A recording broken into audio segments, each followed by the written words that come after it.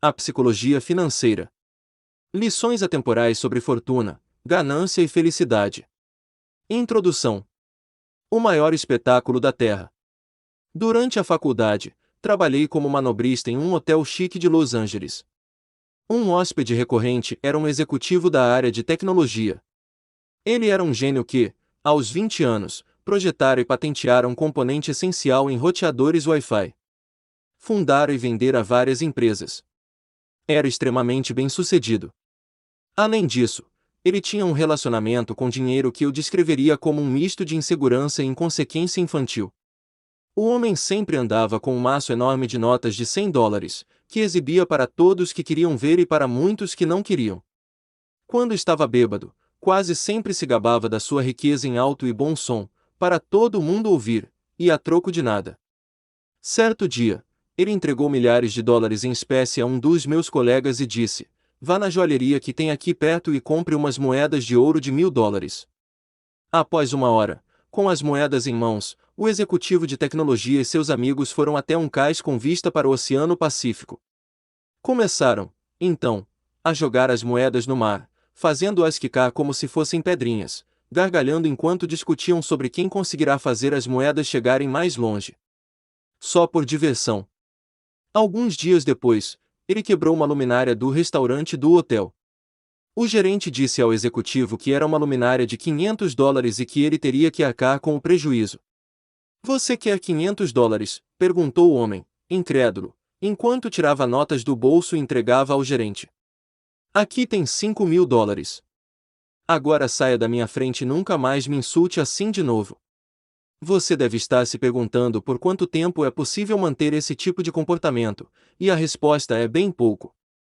Alguns anos depois, descobri que o executivo tinha perdido tudo. A premissa deste livro é que o sucesso financeiro tem menos a ver com a sua inteligência e muito mais a ver com o seu comportamento.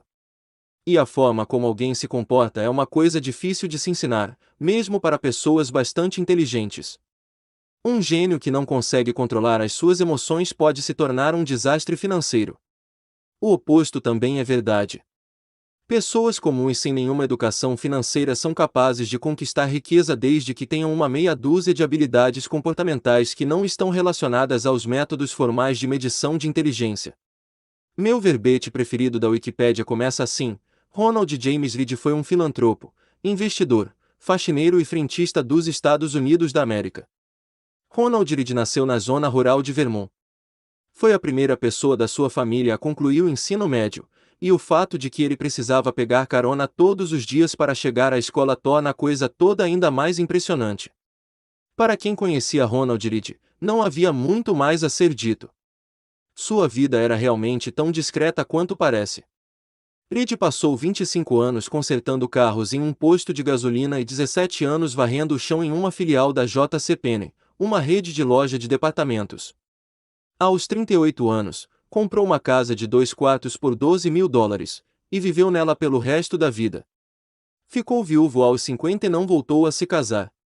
Um amigo contou que o principal hobby de Reed era cortar lenha. Reed morreu em 2014, aos 92 anos.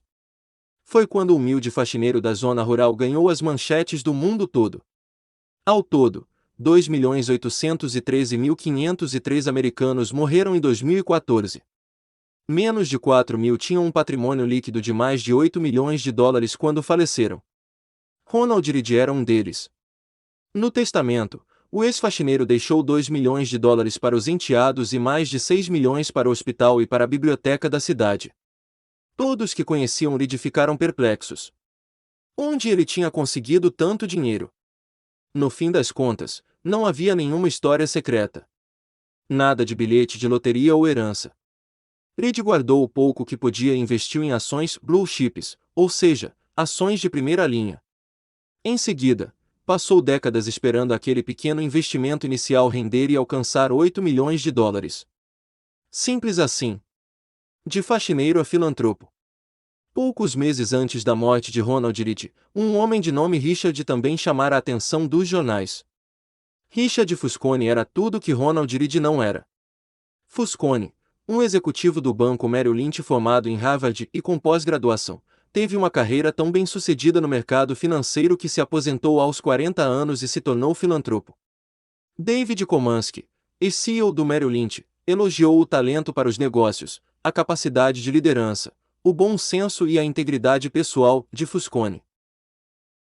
A revista Crime, especializada em negócios, o incluiu em uma das suas listas de 40 empresários de sucesso com menos de 40 anos. Mas eis que, à semelhança do executivo de tecnologia que jogava moedas de ouro no mar, tudo veio abaixo.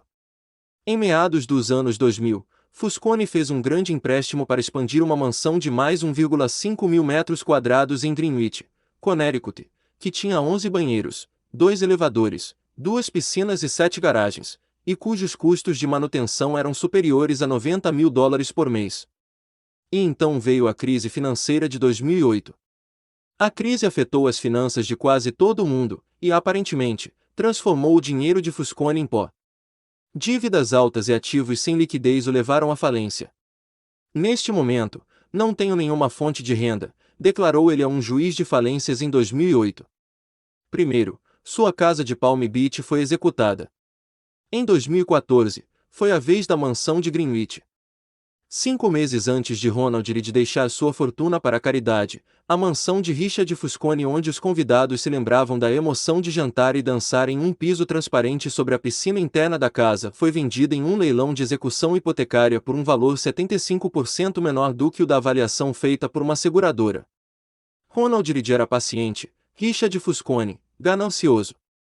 Isso foi o suficiente para que a enorme diferença entre a formação e a experiência deles se tornasse relevante.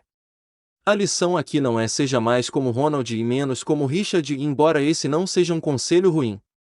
O que é fascinante em relação a essas histórias é o quanto elas são exclusivas do mercado financeiro. Em que outro setor alguém sem diploma universitário, sem treinamento, sem formação, sem experiência formal e sem conexões supera enormemente alguém com a melhor educação, o melhor treinamento e as melhores conexões? Não consigo pensar em nenhum. É impossível imaginar uma história na qual Ronald Read faz um transplante de coração melhor do que um cirurgião que estudou em Harvard. Ou na qual ele projeta um arranha-céu melhor do que arquitetos com diplomas de excelentes instituições. Ninguém nunca vai ouvir a história de um faxineiro que superou os melhores engenheiros nucleares do mundo. Mas histórias assim acontecem no setor financeiro. O fato de que Ronald Read e Richard Fusconi possam coexistir tem duas explicações possíveis. Uma diz que os resultados financeiros são orientados pela sorte, independentemente de inteligência e esforço. Isso é verdade até certo ponto, e este livro vai tratar do assunto com maior profundidade. A outra, que acredito ser mais comum, diz que o sucesso financeiro não é uma habilidade técnica. É uma habilidade pessoal, na qual o seu comportamento é mais importante do que o seu conhecimento. Eu chamo essa habilidade pessoal de psicologia financeira. O objetivo deste livro é contar pequenos casos para convencer você de que as habilidades pessoais são mais importantes do que o lado técnico do capital. Vou fazer isso de forma a ajudar todo mundo, desde os mais semelhantes a Read até aqueles que se parecem mais com Fusconi, a tomar decisões financeiras melhores. Eu descobri que essas habilidades pessoais são muito subestimadas. A educação financeira é ensinada, em grande parte, como um campo puramente matemático. Você preenche os dados em uma fórmula, essa fórmula lhe diz o que fazer, e presume-se que você simplesmente vai seguir a sugestão dela. Isso acontece nas finanças pessoais, quando nos dizem que é preciso guardar 10% do salário e ter um fundo de emergência equivalente a 6 meses de despesas. Isso acontece no ramo de investimentos, no qual sabemos as correlações históricas exatas entre as taxas de juros e o valor de uma empresa. E acontece no mundo corporativo, no qual CFOs são capazes de medir o custo preciso do capital. Não é que essas coisas sejam ruins ou estejam erradas. O problema é que saber o que precisa ser feito não tem relação alguma com o que acontece dentro da sua cabeça quando você tenta fazer a coisa em si. 2 tópicos afetam a todos, quer você esteja interessado neles ou não: saúde e dinheiro. A indústria da saúde é uma vitória da ciência moderna, tendo proporcionado um aumento da expectativa de vida no mundo inteiro. As descobertas científicas substituíram velhos conceitos dos médicos sobre como o corpo humano funciona, e, assim, todos estão mais saudáveis hoje por causa disso. Com a indústria do dinheiro, investimentos, finanças pessoais, planejamento de negócios, é outra história. O setor financeiro cooptou as mentes mais brilhantes das principais universidades nas últimas 2 décadas. Uma década atrás, o curso de engenharia financeira era o mais popular da Princeton's School of Engineering. Existe alguma evidência concreta de que isso nos tornou investidores melhores? Não encontrei nenhuma. Por meio de tentativa e erro coletivos ao longo do tempo, nos tornamos melhores agricultores, encanadores mais qualificados e químicos mais sofisticados. Mas o método de tentativa e erro nos ensinou a melhorar as nossas finanças pessoais. Temos menos probabilidade de nos afundarmos em dívidas. É mais provável que tenhamos dinheiro guardado para imprevistos ou para a aposentadoria. Temos uma visão mais realista sobre o que o dinheiro pode, e o que não pode, fazer pela nossa felicidade. Não encontrei nenhum indício convincente. Acredito que grande parte disso se deve ao fato de que pensamos e aprendemos sobre o dinheiro de formas parecidas demais com a física, com leis e paradigmas, e parecidas de menos com a psicologia, com emoções e pormenores. E isso, para mim, é tão fascinante quanto essencial. O dinheiro está por toda parte, afeta todos nós e confunde a maioria das pessoas. Todo mundo pensa sobre ele de formas ligeiramente diferentes. Ele oferece lições sobre coisas que se aplicam a diferentes áreas da vida, como risco, confiança e felicidade. Poucos tópicos além do dinheiro mostram um paralelo mais poderoso para nos ajudar a entender por que as pessoas se comportam dessa ou daquela maneira.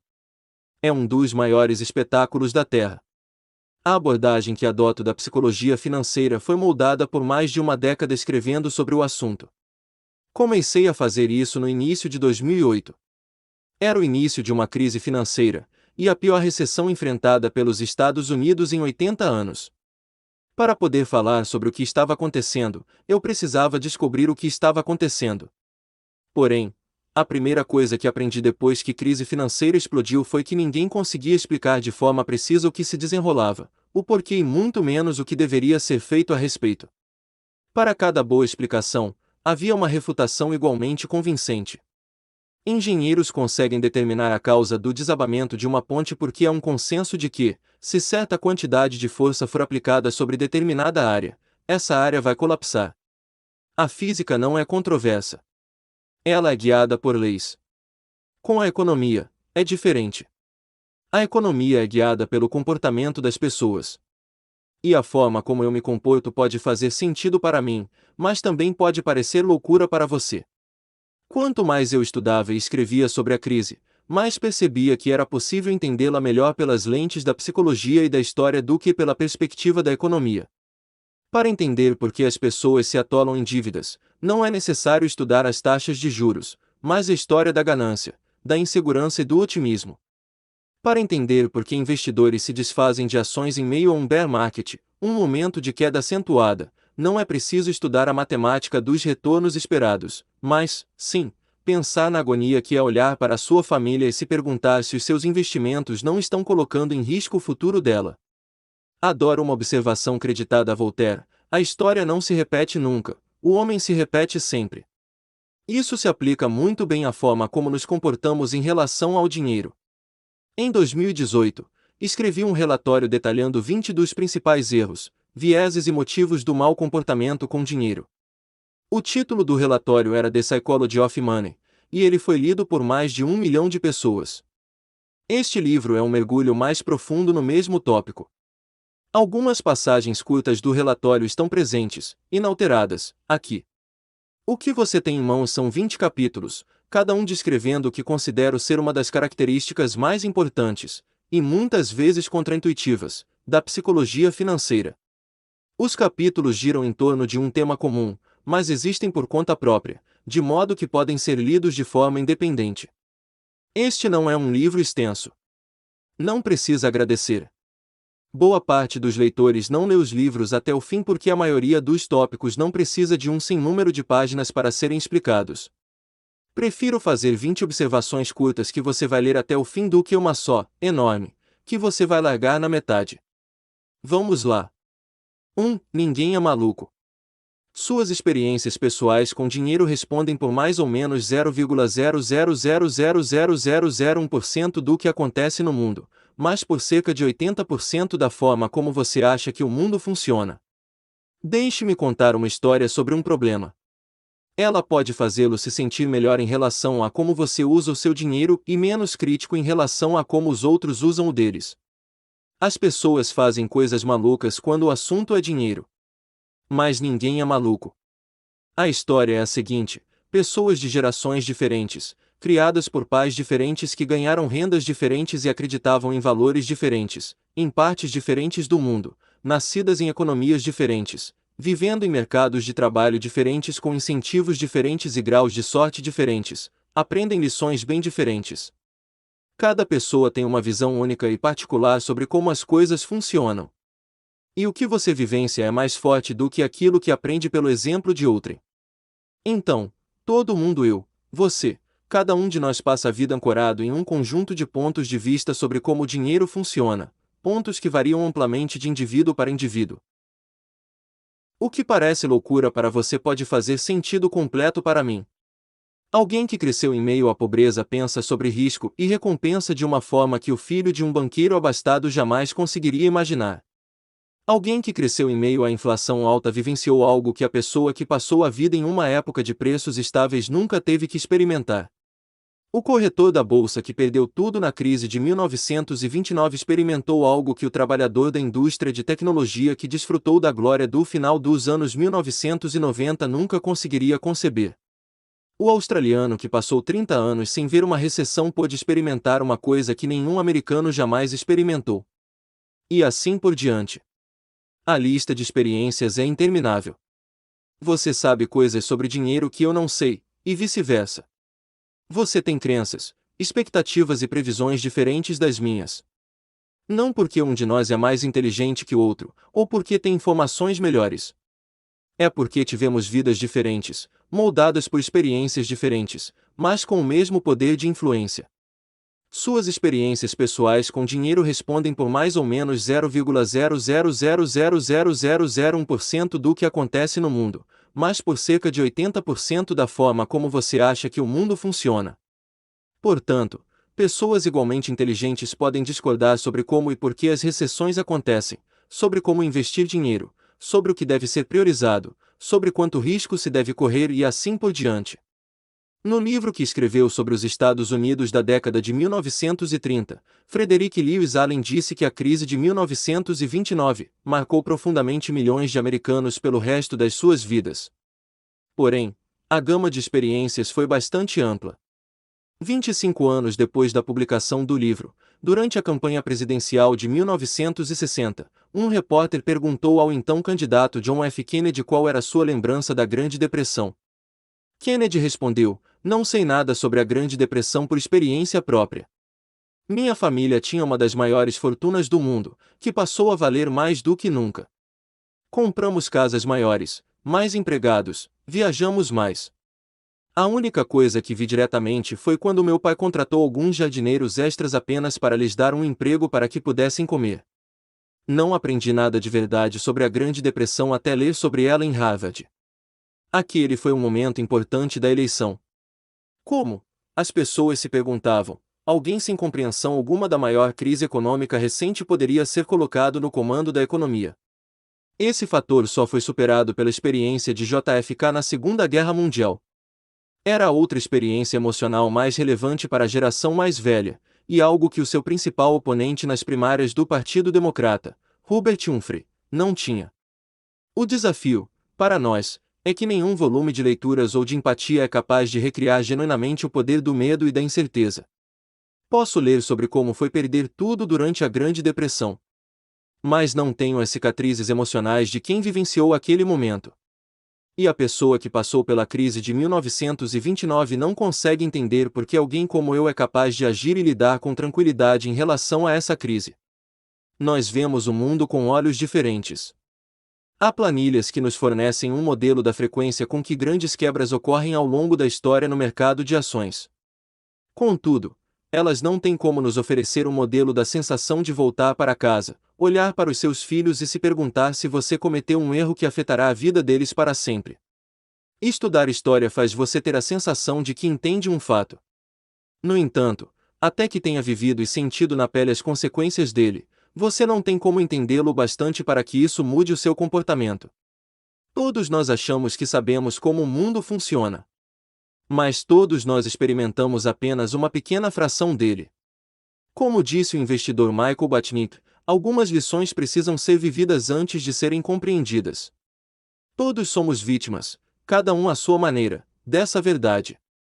Em 2006, os economistas Ulrich Malmendier e Stefan Nagel, do National Bureau of Economic Research, vasculharam 50 anos da Survey of Consumer Finances, uma pesquisa detalhada sobre o que os americanos fazem com o dinheiro que ganham. Em tese, as pessoas deveriam tomar decisões quanto a investimentos com base nos seus objetivos pessoais e nas particularidades de cada opção de investimento disponível naquele momento. Porém, não é isso que acontece.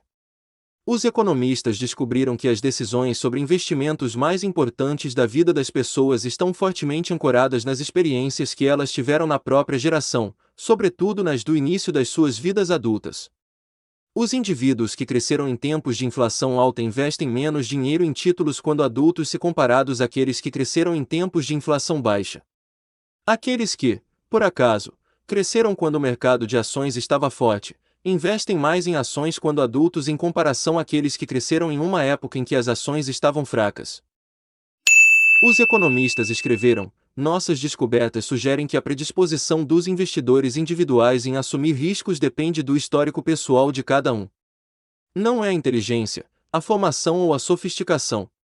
É simplesmente a sorte de ter nascido no lugar certo na hora certa. Em 2019, o jornal Financial Times entrevistou Bill Gross, o famoso administrador de títulos. Gross concorda com o fato de que, provavelmente, não estaria onde está hoje se tivesse nascido uma década antes ou depois, dizia o artigo. A carreira dele coincidiu quase perfeitamente com uma geração inteira de queda nas taxas de juros, o que foi um vento favorável para o investimento em ações. Esse tipo de coisa afeta não apenas as oportunidades com as quais você se depara, afeta a forma como você pensa sobre essas oportunidades quando se vê diante delas. Para Gross, títulos eram como máquinas de fazer dinheiro. Para a geração do pai dele, que teve que encarar uma inflação bem mais alta enquanto crescia, costumavam ser vistos como máquinas de queimar dinheiro. As diferenças na forma de vivenciar o dinheiro costumam variar bastante de pessoa para pessoa, até mesmo entre aquelas que julgamos serem muito semelhantes. Vejamos as ações, por exemplo. Se você nasceu em 1970, o índice S&P 500 aumentou quase 10 vezes, já descontada a inflação, durante a sua adolescência e os seus 20 anos. Esse é um retorno incrível. Se nasceu em 1950, o mercado americano não foi absolutamente a lugar algum durante a sua adolescência e os seus 20 anos, também descontada a inflação. Dois grupos de pessoas, separadas meramente pelo ano de nascimento, passam pela vida com uma visão muito diferente em relação ao funcionamento do mercado de ações. Ou então a inflação. Se você nasceu nos Estados Unidos dos anos 1960, a inflação entre a sua adolescência e os seus 20 anos, ou seja, a sua juventude, um período de maior maleabilidade, quando você está desenvolvendo uma base de conhecimento sobre a forma como a economia funciona, fez os preços triplicarem. Isso é muita coisa. Você se lembra das filas nos postos de gasolina e dos salários que acabavam bem mais rápido do que o do mês anterior.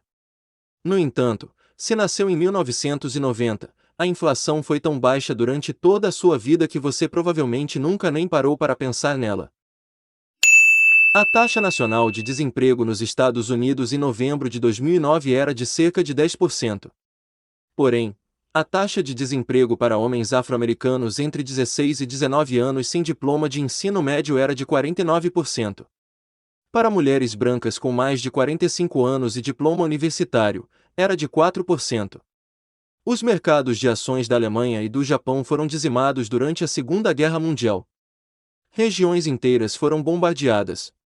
No final da guerra, as fazendas alemãs só conseguiam produzir alimento suficiente para fornecer 1.000 calorias por dia aos cidadãos do país.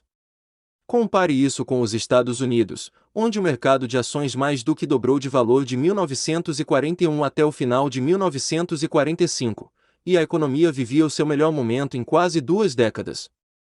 Não faz sentido esperar que os membros de cada um desses grupos passem o restante da vida tendo a mesma visão sobre a inflação, ou sobre o mercado de ações, sobre o desemprego, sobre dinheiro, em geral.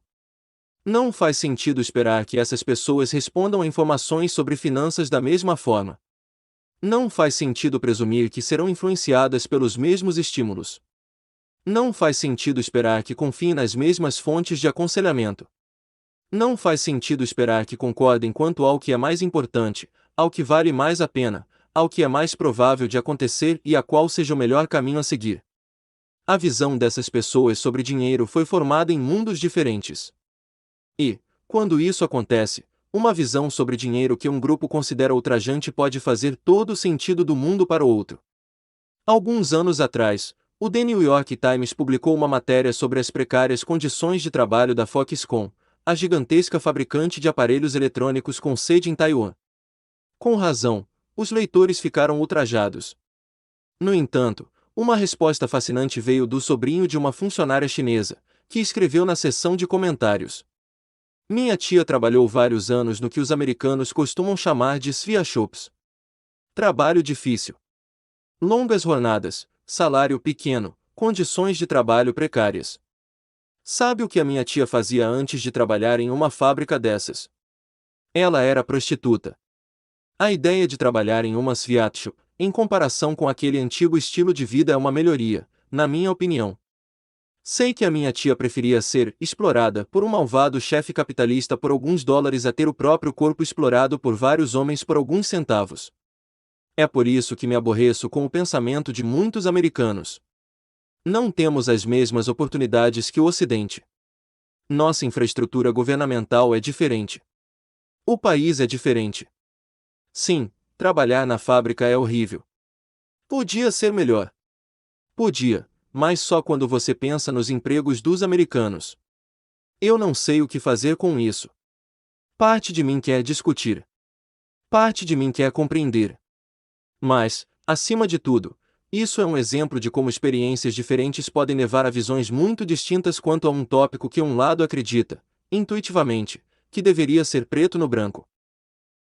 Toda decisão financeira que uma pessoa toma é fruto da informação que ela tem à disposição no momento, associada ao seu modelo mental único sobre a forma como o mundo funciona.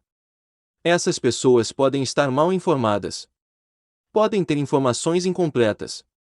Podem ser ruins em matemática. Podem ter sido convencidas por propagandas enganosas. Podem não ter a menor ideia do que estão fazendo. Podem ter avaliado mal as consequências de suas atitudes. Tudo é possível.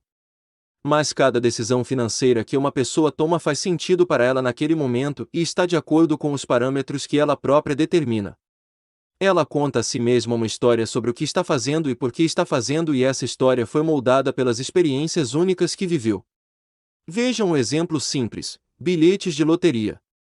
Os americanos gastam mais com bilhetes de loteria do que os valores que gastam com filmes, videogames, música, eventos esportivos e livros somados. E quem compra esses bilhetes? Pessoas de baixa renda, em sua maioria. As famílias de baixa renda nos Estados Unidos gastam em média $412 por ano em bilhetes de loteria, 4 vezes o valor gasto pelas famílias de alta renda. 40% dos americanos não conseguem dispor de $400 em uma emergência.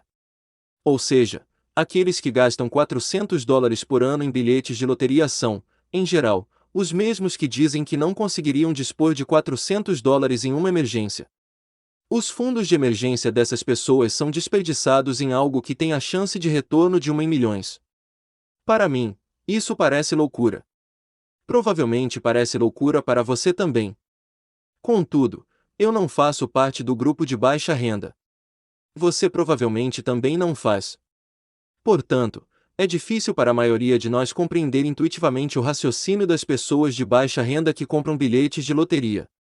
Porém, com um pouco de esforço, talvez você consiga imaginar algo assim: você vive de salário em salário, e guardar dinheiro parece algo impensável. A perspectiva de aumentar esse salário também parece impensável. Você não tem como pagar por férias bacanas, carros novos, plano de saúde ou casas em bairros seguros. Seus filhos não têm acesso à faculdade sem que você assuma uma dívida incapacitante. A maioria das pessoas que leem livros sobre finanças ou já possuem, ou têm uma boa chance de obter, coisas que você jamais terá. Comprar um bilhete de loteria é o único momento da sua vida em que você pode sonhar de modo palpável em conquistar as coisas boas que essas pessoas já têm e com as quais nem precisam se preocupar. Você está comprando o bilhete por um sonho, e essas pessoas não têm como entender isso, porque elas já estão vivendo um sonho. É por isso que você compra mais bilhetes do que elas. Você não precisa concordar com esse raciocínio. Comprar bilhetes de loteria quando não se tem dinheiro continua a ser uma péssima ideia. Mas eu consigo entender, de algum modo, por que algumas pessoas continuam comprando esses bilhetes. E esse conceito de "o que você está fazendo" parece loucura para mim, mas, de certa forma, eu entendo, expõe a origem de muitas das nossas decisões financeiras. Poucas pessoas tomam esse tipo de decisão apenas com base em uma planilha. Elas fazem isso durante um jantar em família ou em uma reunião de negócios. Momentos em que história pessoal, visões singulares do mundo, ego, orgulho, marketing e estímulos improváveis se mesclam para formar uma narrativa que faça sentido para cada indivíduo. Uma coisa importante, que ajuda a explicar por que é tão complicado tomar decisões financeiras e por que existem tantos comportamentos inadequados, é perceber o quanto esse assunto é recente. O dinheiro circula entre nós há bastante tempo. Acredita-se que tenha sido o rei Alíates da Lídia, parte da atual Turquia, quem criou a primeira moeda oficial, por volta de 600 a.C. Mas os fundamentos modernos das decisões financeiras poupar e investir têm por base conceitos que ainda estão engatinhando. A aposentadoria, por exemplo. Nos Estados Unidos, ao final do ano de 2018, havia 27 trilhões de dólares investidos em planos de aposentadoria, fazendo dela o principal estímulo das decisões de investimento e de poupança do investidor comum. No entanto, o conceito de se ter direito a uma aposentadoria existe há, no máximo, 2 gerações. Antes da Segunda Guerra Mundial, a maioria dos americanos trabalhava até morrer. Essa era a expectativa e a realidade.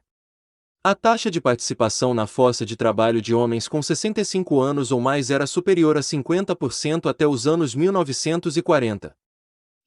A administração do Seguro Social tinha o intuito de mudar isso. Porém, no princípio, seus benefícios nem chegavam perto de ser uma aposentadoria adequada. Quando Ida Mae Fuller descontou o primeiro cheque do Seguro Social em 1940, ele valia 22,54 dólares, ou 416 dólares hoje em dia, reajustando com a inflação. Foi apenas na década de 1980 que o valor médio do seguro social para aposentados ultrapassou $1.000 mensais, já corrigidos pela inflação. Até o final dos anos 1960, o Departamento do Censo classificava mais de um quarto da população americana acima dos 65 anos entre os que viviam em situação de pobreza. Havia uma crença generalizada de que todo mundo tinha um plano de previdência privada. Isso, no entanto, é bastante exagerado. O Employee Benefit Research Institute explica: apenas um quarto das pessoas com 65 anos ou mais recebia algum tipo de pensão em 1975. Dentre essa sortuda minoria, a pensão representava apenas 15% da renda familiar.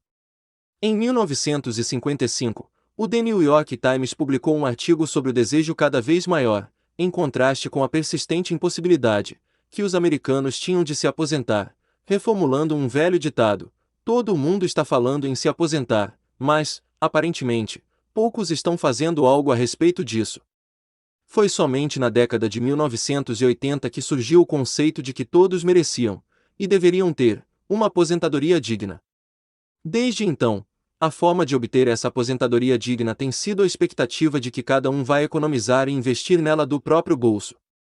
É importante reforçar o quanto este conceito é recente. O Plano 401(k), a forma mais comum de poupança para aposentadoria nos Estados Unidos, não existia até 1978.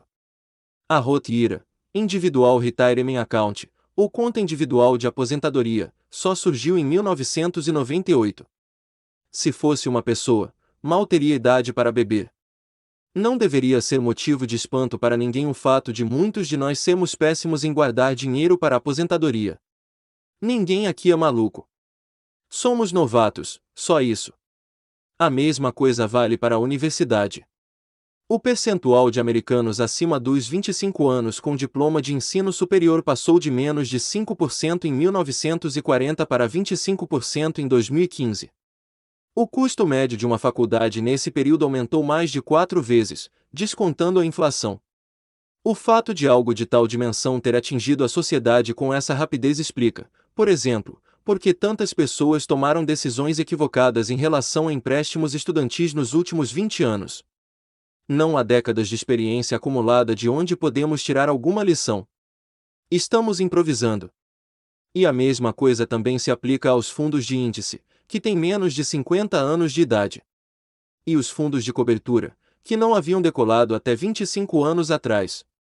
Mesmo o uso generalizado do endividamento do consumidor, prestações imobiliárias, cartões de crédito e empréstimos para a compra de automóveis só começou após a Segunda Guerra Mundial, quando uma lei sancionada em 1944 pelo presidente Franklin D. Roosevelt tornou mais fácil o empréstimo para milhões de americanos. Os cachorros foram domesticados há 10 mil anos, e até hoje mantêm alguns comportamentos dos seus ancestrais selvagens. Apesar disso, aqui estamos nós, com algo entre 20 a 50 anos de experiência no sistema financeiro moderno, na expectativa de estarmos perfeitamente adaptados. Em um tema tão sensível ao embate, emoções versus fatos, isso é um problema. Porém, esse fator nos ajuda a entender por que nem sempre fazemos o que deveríamos quando o assunto é dinheiro. Todos fazemos coisas malucas com o dinheiro, porque todos somos relativamente novos neste jogo, mas o que parece maluquice para você pode fazer todo sentido para mim. Só que ninguém é maluco, todo mundo toma decisões com base em experiências pessoais, singulares, que parecem fazer sentido em um determinado momento. Agora, deixe-me contar a história sobre como Bill Gates ficou rico. 2. Sorte e risco. Nada é tão bom nem tão ruim quanto parece. Sorte e risco são irmãos. São a expressão concreta de que todo resultado na vida é guiado por outras forças além do mero esforço individual. Scott Galloway, professor da Universidade de Nova York, tem uma frase que vale a pena lembrar na hora de avaliar o sucesso tanto nosso próprio quanto dos outros: nada é tão bom nem tão ruim quanto parece. Bill Gates estudou em uma das únicas escolas de ensino médio do mundo que tinha um computador. Por si só, a história de como a Lakeside School, nos arredores de Seattle, conseguiu um computador já é notável. Bill Dougal, ex-combatente da Marinha Americana na Segunda Guerra Mundial, se tornou professor de matemática e ciências. Ele acreditava que, sem experiência no mundo real, ficar apenas lendo livros não serviria para nada. Ele também percebeu que seria preciso saber alguma coisa sobre computadores antes de entrar para a faculdade, lembrou o falecido cofundador da Microsoft, Paul Allen. Em 1968, Dougal pediu à Associação de Mães dos Alunos para usar os lucros do brechó que elas organizavam uma vez por ano, cerca de $3.000, para arrendar um computador Telechip Model 30 conectado a um terminal de mainframe da General Electric, de modo a usar o recurso de time sharing. O conceito de time sharing na informática tinha sido inventado em 1965, disse Gates mais tarde. Alguém estava muito bem antenado. A maioria das instituições de pós-graduação não possuía um computador tão avançado quanto aquele a que Bill Gates teve acesso ainda no ensino médio. E o garoto ficou fascinado. Gates tinha 13 anos em 1968 quando conheceu Paul Allen, seu colega de turma. Allen também estava obcecado pelo computador da escola, e os dois se deram bem na mesma hora. O computador da Lakeside não fazia parte do currículo principal, mas de um programa de estudo independente. Bill e Paul podiam brincar com ele à vontade, deixando a criatividade correr solta, depois das aulas, tarde da noite, nos fins de semana. Em pouco tempo, os dois se tornaram especialistas em computação. Allen contou que se lembra de uma vez em que Gates, durante uma dessas sessões noturnas, mostrou a ele uma edição da revista Fortune e falou: "Como deve ser comandar uma empresa Fortune 500?" Allen respondeu que não fazia ideia. "Talvez algum dia a gente tenha a nossa própria empresa de computadores", disse Gates. Hoje, a Microsoft vale mais de $1 trilhão. Agora, façamos uma continha rápida. De acordo com a ONU, havia cerca de 303 milhões de pessoas em idade escolar no mundo em 1968. Cerca de 18 milhões delas viviam nos Estados Unidos, sendo 270 mil no estado de Washington. Pouco mais de 100 mil delas viviam na área de Seattle. E apenas cerca de 300 frequentaram a Lakeside School. Começamos com 303 milhões e terminamos com 300. Apenas um em cada 1 milhão de estudantes em idade escolar frequentou a instituição de ensino médio que tinha a combinação de dinheiro e visão para conseguir um computador. Bill Gates era um deles. Gates não tem constrangimento em falar sobre o significado disso. Se não fosse a Lakeside School, não haveria Microsoft, afirmou aos formandos da escola em 2005. Mais do que inteligente, Gates é acima de tudo dedicado, e ainda na adolescência teve um insight em relação aos computadores que a maioria dos executivos mais experientes da área não foi capaz de compreender. Ele também teve uma vantagem de 1 em 1 milhão ao estudar em Lakeside. Agora, deixe-me falar um pouco sobre um amigo de Gates, Kent Evans. Ele experimentou uma dose igualmente potente do irmão da sorte, o risco. Bill Gates e Paul Allen se tornaram nomes conhecidos graças ao sucesso da Microsoft. No entanto, a gangue de prodígios da informática da Lakeside School tinha um terceiro integrante. Kent Evans e Bill Gates se tornaram melhores amigos no último ano do ensino fundamental. Segundo Gates, Evans era o melhor aluno da turma. Os dois passavam horas e horas no telefone, conta Gates na série O Código Bill Gates. Eu me lembro do número do Kent até hoje, disse ele. Era 5257851. Evans era tão hábil com computadores quanto Gates e Allen. Certa vez, a Lakeside estava tendo dificuldades para montar a grade curricular da escola, um complexo labirinto para fazer com que centenas de alunos assistissem às aulas de que precisavam em horários diferentes. A escola deixou Bill e Kent, duas crianças, a cargo da tarefa de desenvolver um programa de computador para sanar o problema. Funcionou. E, ao contrário de Paul Allen, Kent tinha a mesma mente voltada para os negócios e a mesma ambição infinita de Gates. Kent sempre andava com uma maleta enorme, igual a um advogado, recorda Gates. Estávamos sempre planejando o que fazer dali a 5 ou 6 anos. Será que a gente devia virar CEO? Que tipo de mudança seríamos capazes de promover? Será que a gente devia virar general? Ou embaixador? Fosse o que fosse, Bill e Kent estavam certos de que fariam aquilo juntos. Ao relembrar a amizade com Kent, Gates fica com a voz embargada. A gente podia ter continuado a trabalhar junto. Tenho certeza de que teríamos ido para a mesma faculdade. Kent poderia ter sido um dos fundadores da Microsoft, junto com Gates e Allen. Contudo, isso nunca aconteceu. Kent morreu antes mesmo de terminar o ensino médio, em um acidente quando praticava montanhismo. Todo ano, ocorrem cerca de 30 mortes devido à prática de montanhismo nos Estados Unidos. A probabilidade de perder a vida em uma montanha durante o ensino médio é de aproximadamente 1 em 1 milhão. Bill Gates experimentou uma sorte em 1 milhão ao se matricular na Lakeside School. Kent Evans experimentou um risco em 1 milhão ao nunca conseguir terminar o que ele e Gates planejavam alcançar. A mesma força, a mesma escala de grandeza, trabalhando em direções opostas. Sorte e risco são a expressão concreta de que todo resultado na vida é guiado por outras forças além do mero esforço individual. Os dois são tão parecidos que você não tem como acreditar em um sem respeitar o outro na mesma medida. Ambos existem porque o mundo é complexo demais para permitir que 100% das suas ações respondam por 100% dos seus resultados. Ambos são movidos pela mesma força. Você é apenas uma pessoa em um jogo com outras 7 bilhões de pessoas e um número infinito de peças móveis.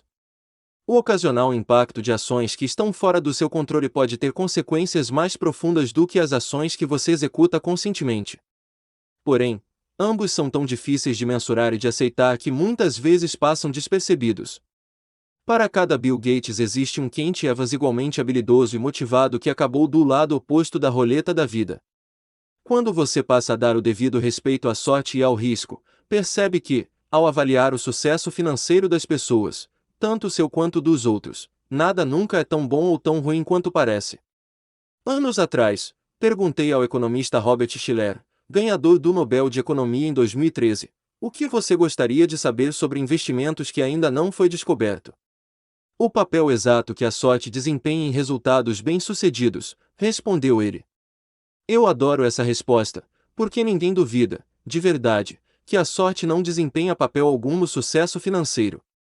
Entretanto, devido à dificuldade de mensurá-la e ao fato de que é indelicado sugerir que o sucesso dos outros se deva a ela, nossa postura mais comum é a de ignorar discretamente a sorte enquanto fator responsável pelo sucesso. Se eu perguntasse, há 1 bilhão de investidores no mundo. Você acha que 10 deles podem ter se tornado bilionários essencialmente por obra do acaso, em um golpe de sorte? Você responderia, claro. Mas, então, se eu lhe pedisse para citar o nome desses investidores, bem na cara deles, você provavelmente mudaria de ideia. Ao avaliar os outros, atribuir o sucesso à sorte nos faz parecer invejosos e mesquinhos, ainda que saibamos que esse tipo de coisa exista. E, ao avaliarmos a nós mesmos, atribuir o sucesso à sorte pode soar desmoralizante. O economista Bashakar Mazumdar mostrou que há uma correlação maior entre a renda de irmãos do que em características como a altura ou o peso. Se você é rico e alto, a probabilidade de o seu irmão também ser rico é maior do que a de ele também ser alto. Acredito que a maioria das pessoas sabe, intuitivamente, que isso é verdade. A qualidade da sua educação e as portas que se abrem para você estão fortemente relacionadas ao status socioeconômico dos seus pais. Mas fale isso para 2 irmãos ricos, e eles provavelmente dirão que as descobertas deste estudo não se aplicam a eles. O mesmo acontece com o fracasso, que pode ser qualquer coisa, desde uma falência a não alcançar uma meta pessoal. Empresas que vão à falência não se esforçaram o suficiente. Os investimentos que se provaram ruins foram mal planejados. Carreiras estagnadas são culpa da preguiça. Às vezes, sim. É óbvio. Mas em que medida? É difícil saber. Qualquer coisa que vale a pena conquistar tem probabilidade de sucesso inferior a 100%, e o risco é justamente o que acontece quando você vai parar no lado infeliz dessa equação. Assim como acontece com a sorte, a narrativa fica difícil, confusa e complexa demais quando tentamos determinar o quanto de um determinado desfecho se deve a uma decisão consciente e o quanto dele se deve ao risco. Digamos que eu compre uma ação e 5 anos depois, ela não foi a lugar algum. É possível que eu tenha tomado uma decisão errada ao comprá-la. Também é possível que eu tenha tomado uma decisão acertada, que envolvia 80% de chances de lucro, mas acabei indo parar no lado dos infelizes 20%. Como saber qual é qual? Cometi um erro ou apenas vivenciei o risco de forma concreta? É possível medir, estatisticamente, se algumas decisões foram acertadas ou não. Porém, no mundo real, no dia a dia, não fazemos isso. É complicado. Preferimos as histórias simples, que são menos complexas, mas, com enorme frequência, diabolicamente enganosas. Depois de passar anos lidando com investidores e líderes empresariais, percebi que o fracasso do outro em geral é atribuído a más decisões, enquanto os nossos costumam ser atribuídos ao lado sombrio do risco. Ao avaliarmos o erro do outro, temos maior propensão a optar por uma história pura e simples de causa e efeito, porque não sabemos o que se passa dentro da cabeça da outra pessoa. Ele não teve um bom resultado, então tomou uma decisão equivocada, é a história que faz mais sentido para mim. No entanto, ao avaliar a mim mesmo, posso inventar uma narrativa bem mais complexa, justificando todas as minhas decisões passadas e atribuindo os resultados ruins ao risco. A revista Forbes não coloca na capa os investidores falidos que tomaram boas decisões, mas que, ainda assim, experimentaram o lado infeliz do risco. Porém, quase sempre coloca os investidores ricos que tomaram decisões corretas, ou até mesmo imprudentes, e tiveram sorte. Ambos lançaram a mesma moeda, que, por acaso, caiu com um lado diferente virado para cima. O aspecto perigoso disso é que todos nós estamos tentando aprender o que funciona e o que não funciona em relação ao dinheiro. Quais estratégias de investimento funcionam? Quais não funcionam? Quais estratégias de negócios funcionam? Quais não funcionam? Como ficar rico? Como evitar ficar pobre? Nossa tendência é tirar lições observando sucessos e fracassos e dizendo, faça o que fulana fez, evite o que Beltrano fez. Se tivéssemos uma varinha de condão, descobriríamos exatamente quais desses resultados se devem a atitudes que podem ser replicadas e aqueles que, de alguma forma, foram influenciados pelo papel aleatório do risco e da sorte. Mas não temos uma varinha de condão. Temos cérebros que preferem respostas fáceis, sem apetite por nuances. Portanto, identificar todas as características que devemos imitar ou evitar pode ser bastante complicado. Vou contar agora outra história, sobre um sujeito que, assim como Bill Gates, se tornou extremamente bem-sucedido. No entanto, não é fácil determinar se seu sucesso foi fruto de sorte ou de habilidade. Cornelius Vanderbilt tinha acabado de fechar uma série de negócios para expandir seu império ferroviário. Um dos conselheiros de negócios dele se arriscou a dizer que cada um dos acordos do conjunto com o qual ele havia concordado infringia a lei. Meu Deus, John, disse Vanderbilt. Você acha mesmo possível operar uma ferrovia de acordo com a legislação do estado de Nova York?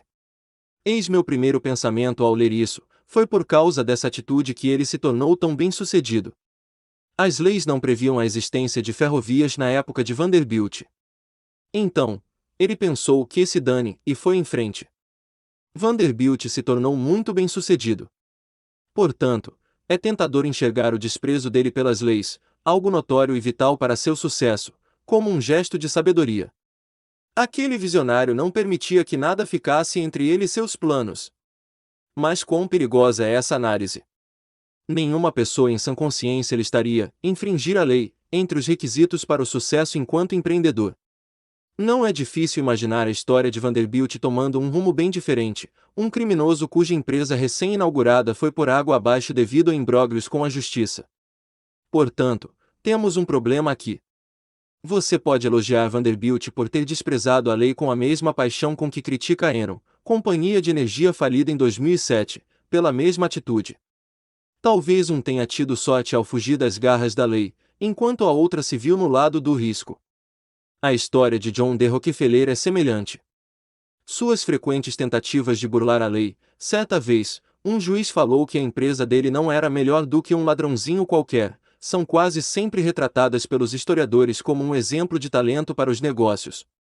Talvez tenham sido. Porém, em que momento a narrativa muda de você não deixou que leis ultrapassadas atrapalhassem o seu progresso para você cometer um crime? Ou, ainda, quanto a história teria que mudar para que a narrativa passasse de Rockefeller era um gênio, procure aprender com os sucessos dele para Rockefeller era um criminoso, procure aprender com os erros dele? Muito pouco. Que me importa a lei, disse Vanderbilt certa vez. Eu tenho poder, não tenho. Ele tinha, e tudo deu certo. Mas é fácil imaginar essas palavras como sendo as últimas de uma história com um desfecho bem diferente. A linha que separa o ousado do imprudente pode ser bastante tênue. E, muitas vezes, ela desaparece quando não damos o peso adequado ao risco e à sorte. Benjamin Graham é tido como um dos maiores investidores de todos os tempos, pai do conceito de investimento em valor e mentor de Warren Buffett. No entanto, a maior parte do sucesso de Benjamin Graham nos investimentos se deveu à posse de uma enorme fatia das ações da seguradora americana Geico, o que, como o próprio Graham admitiu, quebrava quase todas as regras de diversificação que ele havia estabelecido nos seus escritos. Nesse caso, onde fica a linha tênue que separa a ousadia de imprudência? Não sei responder. Graham escreveu sobre sua bonança com as ações da Geico, um golpe de sorte ou uma decisão extremamente perspicaz. É possível diferenciar um do outro. Não é nada fácil. Da mesma forma, consideramos Mark Zuckerberg um gênio por ter recusado a oferta de $1 bilhão que o Yahoo fez em 2006 pela sua empresa. Ele mirou no futuro e confiou em si mesmo. No entanto, as pessoas criticam com igual vigor o próprio Yahoo por ter recusado uma grande oferta de compra por parte da Microsoft. Aqueles idiotas deviam ter colocado dinheiro no bolso enquanto ainda tinham tempo. Que lição fica para os empreendedores aqui? Não faço a menor ideia, porque risco e sorte têm contornos difíceis de definir. Existem diversos exemplos disso. Inúmeras fortunas e falências se devem à alavancagem financeira. Os melhores, e os piores, gerentes exigem dos seus funcionários o máximo que podem. O cliente tem sempre razão, e o cliente não sabe o que quer são ambos ditados famosos no mundo dos negócios. A linha que separa o inspiradoramente ousado do estupidamente imprudente pode ter 1 milímetro de espessura e ser visível apenas em retrospectiva. Risco e sorte são como irmãos gêmeos. Não é fácil contornar essa questão. A dificuldade em identificar o que é sorte, o que é talento e o que é risco é um dos maiores problemas que enfrentamos ao tentar aprender sobre a melhor forma de administrar o nosso dinheiro. Contudo, duas coisas podem nos dar uma boa direção. Tome cuidado com quem você elogia e admira. Tome cuidado com quem você menospreza e procura evitar se tornar. Ou apenas tome cuidado antes de presumir que a totalidade de um resultado pode ser atribuída ao esforço e às decisões. Quando meu filho nasceu, escrevi a ele uma carta que contém o seguinte trecho: algumas pessoas nascem em famílias que valorizam a educação, outras, que são contra ela. Alguns nascem em economias florescentes que estimulam o empreendedorismo, outros nascem em meio à guerra e à miséria. Quero que você mereça e que conquiste o sucesso. Mas nunca se esqueça de que nem todo sucesso se deve ao trabalho duro, e nem toda pobreza se deve à preguiça. Tenha isso em mente antes de julgar as pessoas, inclusive você mesmo. Portanto, concentre-se menos nos indivíduos e nos estudos de casos específicos e mais em padrões gerais. Estudar uma pessoa específica pode ser perigoso, porque temos a tendência de analisar exemplos fora da curva, os bilionários, os CEOs ou os fracassos retumbantes que dominam o noticiário, e, em geral, esses exemplos são os menos aplicáveis a outras situações, dada a complexidade deles. Quanto mais fora da curva o resultado, menor a probabilidade de que você possa aplicar as lições dele à sua vida, porque será maior a probabilidade de o resultado ter sido influenciado por excessos de sorte ou de risco. Ao procurar por padrões gerais de sucesso e fracasso, você vai se aproximar mais de ações que podem ser postas em prática. Quanto mais difundido o padrão, mais aplicável ele pode ser à sua vida. Tentar imitar o êxito dos investimentos de Warren Buffett é difícil, porque os resultados são tão extremos que o papel da sorte no desempenho da vida dele é provavelmente muito alto, e sorte não é uma coisa que pode ser reproduzida de forma confiável. Mas perceber, como veremos no capítulo 7, que as pessoas que têm controle sobre o próprio tempo tendem a ser mais felizes é uma observação ampla e comum com a qual você pode fazer algo de útil. Meu historiador preferido, Frederick Lewis Allen, passou a carreira retratando a vida do americano médio, como vivia, por quais mudanças passou, com o que trabalhava, o que comia no jantar, etc. Há mais lições relevantes que podem ser extraídas desse tipo de observação ampla do que do estudo de personagens fora da curva que tendem a monopolizar o noticiário. Bill Gates disse certa vez: o sucesso é um péssimo professor. Ele faz com que pessoas inteligentes acreditem que não vão perder nunca. Quando as coisas estão indo muito bem, esteja ciente de que nem tudo é tão bom quanto você pensa. Você não é invencível, e se admite que a sorte lhe trouxe o sucesso, então também deve acreditar no irmão dela, o risco, que pode provocar uma reviravolta na sua história com a mesma rapidez. E o contrário também vale. Da mesma forma, o fracasso também pode ser um péssimo professor, porque faz com que pessoas inteligentes acreditem que as suas decisões foram péssimas, quando às vezes elas apenas estão considerando a dimensão implacável do risco. O truque para lidar com o fracasso é organizar a vida financeira de forma que um mau investimento aqui e uma meta financeira não alcançada ali não tirem você de campo, de modo a poder continuar jogando até que os números voltem a estar a seu favor. Porém, o mais importante é que, para além de reconhecer o papel que a sorte desempenha em relação ao sucesso, o papel representado pelo risco significa que devemos nos perdoar e deixar um espaço para compreensão ao julgar os fracassos. Nada é tão bom nem tão ruim quanto parece. Agora, vejamos as histórias de dois homens que abusaram da sorte. 3. Nada é o suficiente. Mesmo quem já é rico comete loucuras. O fundador do Vanguard Group, John Bogle, falecido em 2019, contou certa vez uma história sobre dinheiro que evidencia algo a que não costumamos dar a devida atenção. Em uma festa oferecida por um bilionário em Shelter Island, o escritor Kurt Vonnegut informa ao amigo e também escritor Joseph Heller que o anfitrião, um administrador de fundos de hedge, ganhou mais dinheiro em um único dia do que Heller ganhou em toda a vida com seu popular romance Ardil, 22. Heller responde: certo, mas eu tenho uma coisa que ele nunca vai ter, o suficiente. Suficiente. Fiquei chocado diante da eloquência simples daquela palavra, e por dois motivos. Primeiro, porque eu mesmo também ganhei muita coisa ao longo da vida, e segundo, porque Joseph Heller não poderia ter sido mais preciso. Para uma parcela crítica da nossa sociedade, que engloba boa parte dos mais ricos e mais poderosos, parece não haver um limite que defina o que é o suficiente. Esse é um conceito fundamental e muito poderoso. Deixe-me dar 2 exemplos dos perigos de não se ter o suficiente e que lições podemos tirar deles. Rajat Gupta nasceu em Calcutá e ficou órfão na adolescência. Muito se fala sobre a quantidade ínfima de pessoas com o privilégio de ter nascido em berço de ouro. Considerando essa metáfora, Gupta não teve nem mesmo um berço. Levando em conta esse ponto de partida, é simplesmente fenomenal observar o que ele conquistou. Por volta dos 45 anos, Gupta era CEO da McKinsey, a empresa de consultoria de maior prestígio do mundo. Ele se aposentou em 2007 para assumir cargos na ONU e no Fórum Econômico Mundial. Tornou-se parceiro de Bill Gates nos trabalhos de filantropia. Integrou o conselho administrativo de 5 empresas de capital aberto. Saído das favelas de Calcutá, Gupta se tornou um dos homens de negócios mais bem-sucedidos do nosso tempo. Com o sucesso veio uma riqueza enorme. Em 2008, sua fortuna estava avaliada em 100 milhões de dólares. É uma soma insondável para a maioria das pessoas. Uma taxa de retorno de 5% sobre essa quantia rende quase $600 por hora, 24 horas por dia. Ele poderia ter feito o que quisesse na vida. E o que ele queria, ao que tudo indicava, não era ser um mero hectamilionário. Rajat Gupta queria ser bilionário. Com todas as suas forças. Gupta integrava o conselho administrativo do Goldman Sachs, e, portanto, estava sempre rodeado por alguns dos investidores mais ricos do mundo. Um deles, referindo-se às fortunas dos magnatas do private equity, descreveu Gupta da seguinte forma: acho que ele quer fazer parte desse círculo. O círculo de quem está na casa dos bilhões de dólares, não é? O Goldman está mais para um círculo dos que têm centenas de milhões, certo? Certo. Logo, Gupta encontrou um negócio paralelo lucrativo.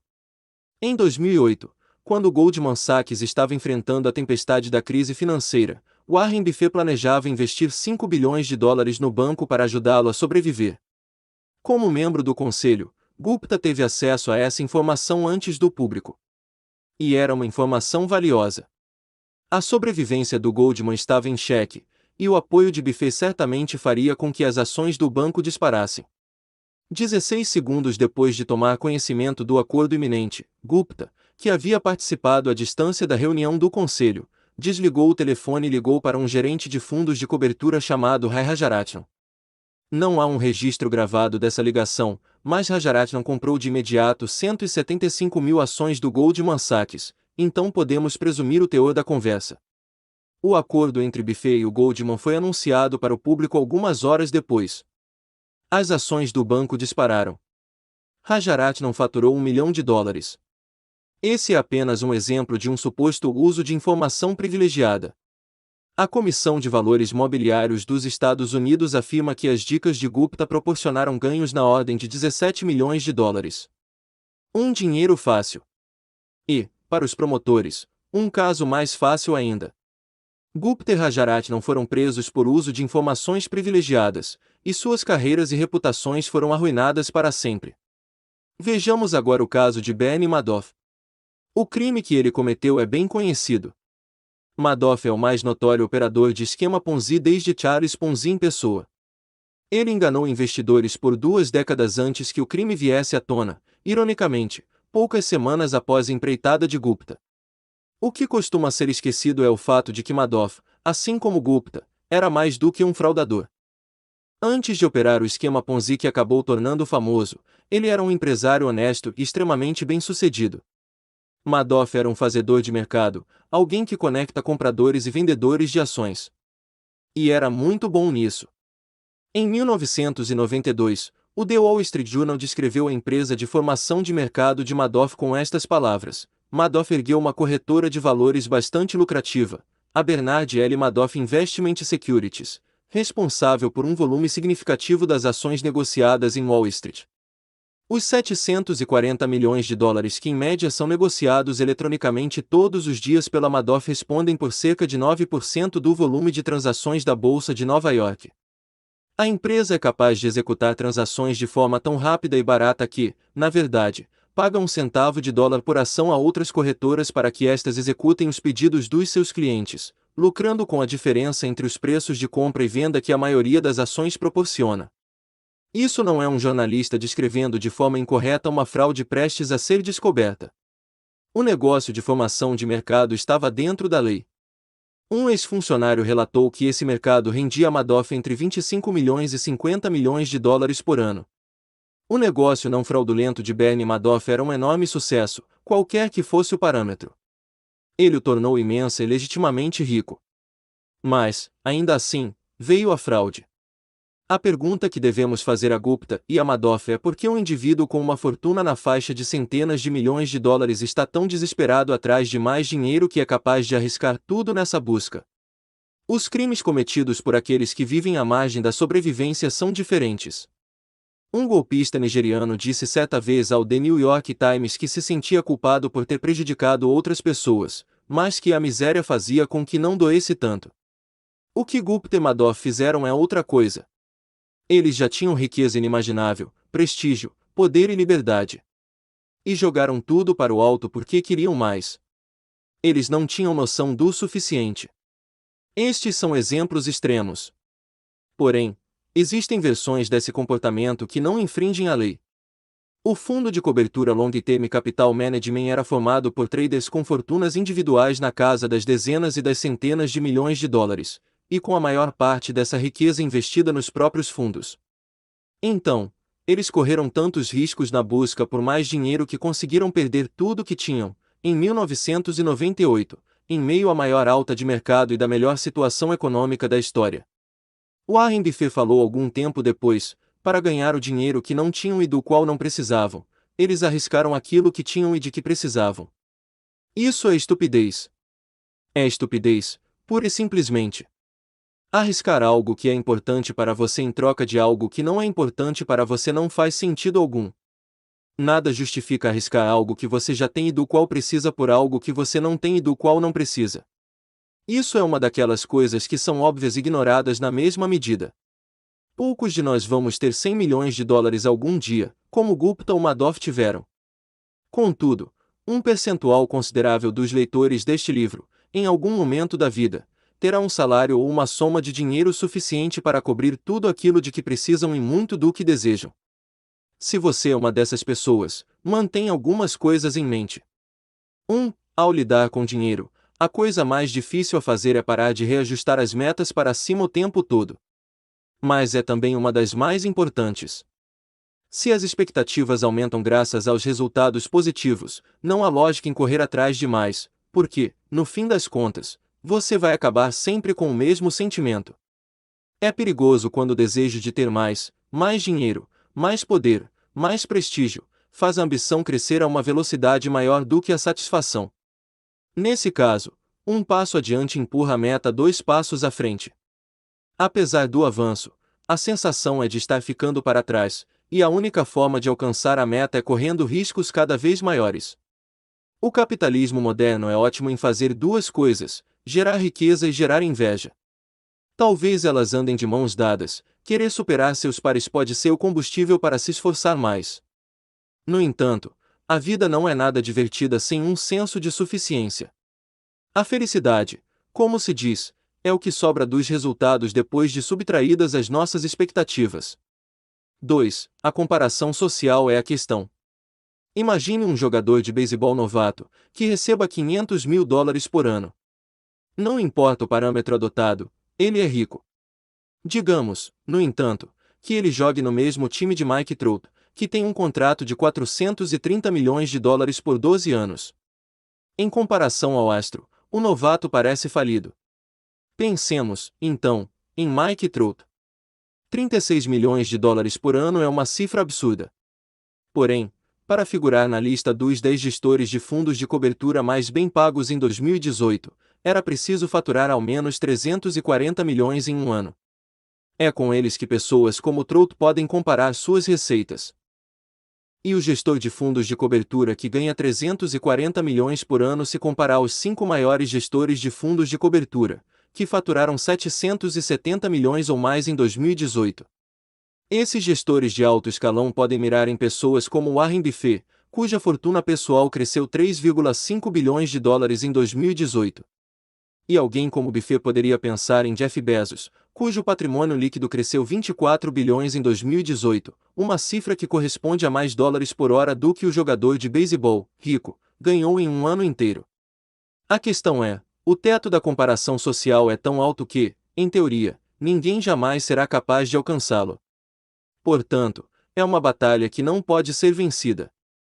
Ou, talvez, a única maneira de vencê-la não envolva lutar, para começo de conversa, mas aceitar que você já tem o suficiente, ainda que seja menos do que os outros ao redor. Todo ano, um amigo meu faz uma peregrinação a Las Vegas. Em uma dessas idas, ele perguntou a um croupier: quais jogos você joga, e em quais cassinos joga? O croupier respondeu, com total seriedade: a única forma de ganhar em um cassino de Las Vegas é sair dele logo depois de entrar. É exatamente assim que funciona o jogo de tentar alcançar as fortunas alheias. 3. Suficiente não é pouco. A ideia de ter o suficiente pode parecer conservadora, desperdiçando oportunidades e potenciais. Eu discordo. Suficiente é perceber que o oposto disso, ter um apetite insaciável por mais, vai levá-lo até o ponto do arrependimento. A única maneira de saber o quanto você aguenta comer é comendo até passar mal. Poucos tentam fazer isso, porque, por melhor que seja a comida, vomitar não compensa. Por alguma razão, essa mesma lógica não é aplicada aos negócios e aos investimentos, e muitos só param de correr atrás demais quando vão à falência e são forçados a parar. Pode ser algo que só cause mal a você mesmo, como ter uma crise de burnout no trabalho ou alocar recursos em um investimento arriscado que você não tem como bancar. Ou, em casos extremos, agir como Rajat Gupta e Bernie Madoff, recorrendo ao roubo porque cada dólar vale a pena, dane-se as consequências. Não importa a forma, pois essa incapacidade de recusar qualquer ganho em potencial acabará cobrando o seu preço. 4. Há muitas coisas que não valem a pena arriscar nunca, independentemente do ganho em potencial. Depois de deixar a cadeia, Rajat Gupta disse ao The New York Times que aprenderá uma lição: não se apegue muito a nada, seja a sua reputação, as suas conquistas, a qualquer coisa do tipo. Eu não paro de pensar sobre isso agora. Qual é a importância dessas coisas? Ok, tudo isso destruiu injustamente a minha reputação. Mas a minha reputação só é preocupante se eu estiver apegado a ela. Essa parece ser a pior lição possível a ser tirada da experiência pela qual ele passou, e soa como uma desculpa reconfortante proferida por um homem que deseja desesperadamente recuperar sua reputação, mas que está ciente de que ela está destruída. Reputação é algo inestimável. Liberdade e independência são inestimáveis. Família e amigos são inestimáveis. Ser amado por aqueles que você deseja que o amem é inestimável. Felicidade é inestimável. E a melhor maneira de manter essas coisas é saber a hora de parar de correr riscos que possam ameaçá-las. É saber quando você tem o suficiente. A boa notícia é que a ferramenta mais poderosa para se ter o suficiente é muito simples, e não exige colocar em risco o que é inestimável para você. O próximo capítulo trata disso. 4. Compostos e confusos. Dos 84,5 bilhões de dólares do patrimônio líquido de Warren Buffett, 81,5 bilhões foram ganhos depois que ele já tinha 65 anos. Nossas mentes não possuem as ferramentas para lidar com tais absurdos. Lições de um determinado campo de estudo muitas vezes podem nos ensinar algo importante sobre campos não relacionados. Vejamos a história das eras glaciais, que compreende bilhões de anos, para entender o que as eras nos ensinam sobre como fazer o seu dinheiro se multiplicar. Nosso conhecimento científico sobre a Terra é mais recente do que você imagina. Para compreender como o planeta funciona, muitas vezes temos que fazer perfurações profundas e não éramos capazes de fazer isso até bem pouco tempo atrás. Isaac Newton calculou o movimento das estrelas centenas de anos antes de entendermos alguns dos princípios básicos do nosso próprio planeta. Foi apenas no século XIX que os cientistas chegaram a um consenso em relação ao fato de que a Terra ficou coberta de gelo em diversas ocasiões. O volume de evidências era grande demais para que isso fosse negado. Ao redor de todo o mundo havia impressões digitais de um planeta outrora congelado, pedras imensas que foram parar em locais inesperados, leitos de rocha reduzidos a finas camadas. As evidências deixavam claro que não houvera apenas uma era glacial, mas 5, distintas, que éramos capazes de presumir. A quantidade de energia necessária para congelar o planeta, fazê-lo derreter de volta e congelá-lo mais uma vez é impressionante. O que, afinal, poderia ter causado esses ciclos? Deveria ser a força mais poderosa da Terra. E era. Mas não da maneira que todos imaginavam. Havia diversas teorias sobre por que ocorreram as eras glaciais. Para explicar sua enorme influência na geologia, as teorias eram igualmente grandiosas. Alguns acreditavam que o surgimento das cadeias de montanhas podia ter provocado uma mudança nos ventos capaz de alterar o clima. Outros defendiam a ideia de que o estado natural da Terra seria o gelo, interrompido por grandes erupções vulcânicas que nos aqueciam. Contudo, nenhuma dessas teorias conseguia explicar o ciclo das glaciações. O surgimento de cadeias de montanhas ou algum vulcão enorme poderiam responder por uma era do gelo, mas não pela repetição cíclica de 5.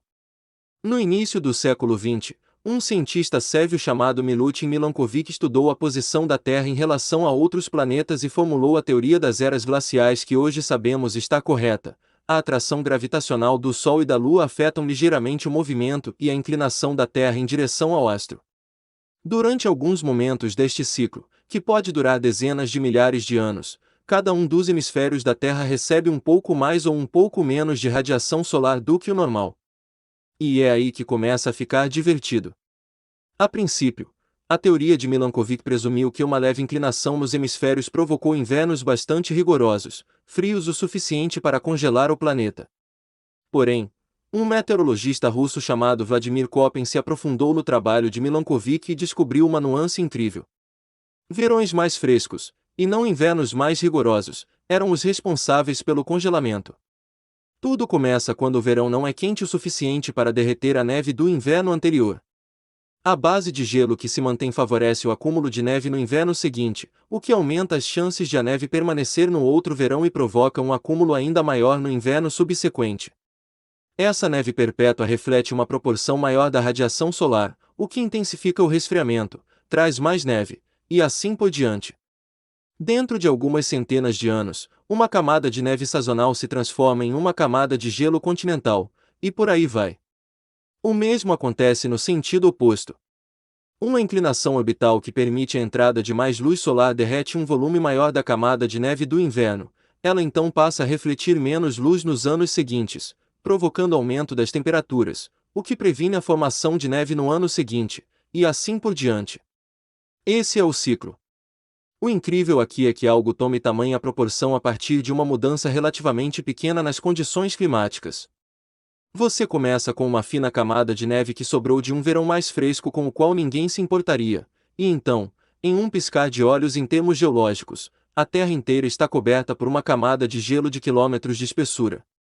Como disse a glaciologista Genvin Schultz, não é, necessariamente, a quantidade de neve que provoca a formação de camadas de gelo, mas o fato de que a neve permaneça, por menor que seja o seu volume. A grande lição da era do gelo é que você não precisa de uma força fora do comum para criar resultados fora do comum. Se algo começa a se compor, se um pequeno crescimento serve como combustível para o crescimento futuro, uma base inicial pode levar a resultados tão extraordinários que parecem desafiar a lógica. Esse desafio à lógica pode ser tão forte que você passa a subestimar o que é possível no fim das contas, de onde vem o crescimento e até onde ele pode levar. Com o dinheiro, funciona da mesma maneira. Existem mais de 2.000 livros que falam sobre como Warren Buffett construiu sua fortuna. Muitos são maravilhosos.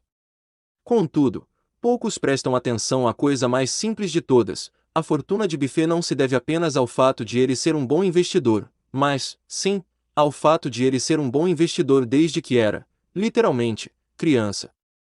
Enquanto escrevo essas linhas, o patrimônio líquido de Warren Buffett é de 84,5 bilhões de dólares. Desse total, 84,2 bilhões foram ganhos depois de ele completar 50 anos.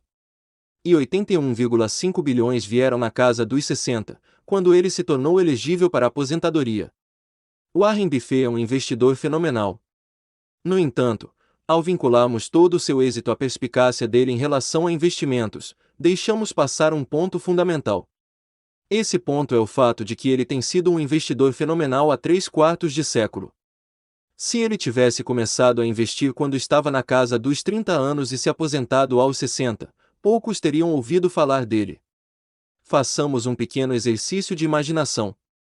Buffett começou a investir com seriedade aos 10 anos de idade. Aos 30, ele tinha um patrimônio líquido de US$ 1 milhão, ou 9,3 milhões em valores de hoje, corrigidos pela inflação. Mas e se ele fosse uma pessoa mais comum, passando a adolescência e seus 20 anos explorando o mundo em busca de suas paixões, e aos 30 seu patrimônio líquido fosse de, digamos, US$ 25 mil? E digamos que, mesmo assim, ele tivesse tido os retornos extraordinários que consegue gerar, 22% ao ano, nos seus investimentos, mas tivesse parado de investir e se aposentado aos 60, para jogar golfe e passar mais tempo com os netos. Qual seria uma estimativa aproximada de seu patrimônio líquido hoje? Não seria de 84,5 bilhões de dólares. Seria de 11,9 milhões. Ou seja, 99,9% menos do que o patrimônio líquido real dele.